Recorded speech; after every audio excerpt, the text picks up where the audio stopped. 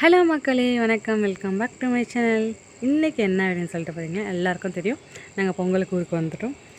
சூப்பரான ஒரு ரங்கோலி நீட்டாக லுக்காக எனக்கு தெரிஞ்ச மாதிரி போட்டுட்டேன். எப்படி இருக்குன்னு சொல்லிட்டு சொல்லுங்கள். உங்கள் வீட்டிலலாம் எல்லாம் என்ன கோலம் போட்டிங்கன்னு சொல்லிட்டு கமெண்ட் பண்ணுங்கள். அப்புறம் 1 செகண்ட், அனைவருக்கும் இனிய பொங்கல் நல்வாழ்த்துக்கள். எனக்கு தெரிஞ்ச மாதிரி தமிழில் எழுதிட்டேன், ஏன் இங்கிலீஷில் எழுதலான்னு கேட்காதீங்க.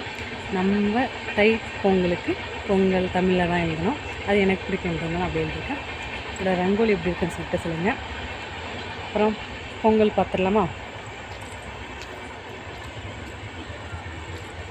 தோரணம் கட்டியாச்சு பாருங்க, லைட் அடிச்சிட்டு இருக்கேன், வெளிச்சம் தெரியலன்ட்டு. தோரணம் கட்டியாச்சுங்க, கரும்பு வச்சாச்சு, பானையும் வச்சாச்சு, அடுப்பும் எரிஞ்சிட்டு இருக்குது. விஷ் யூ ஹாப்பி பொங்கல் இங்கிலீஷில் ஒரு டைமு. எப்படி இருக்குன்னு சொல்லிட்டு சொல்லுங்கள். இந்த பொங்கல் பானையும் பொங்கலும் கரும்பு எப்படி இருக்குன்னு சொல்லிட்டு மறக்காம சொல்லுங்கள். தோரணம் கட்டியாச்சு.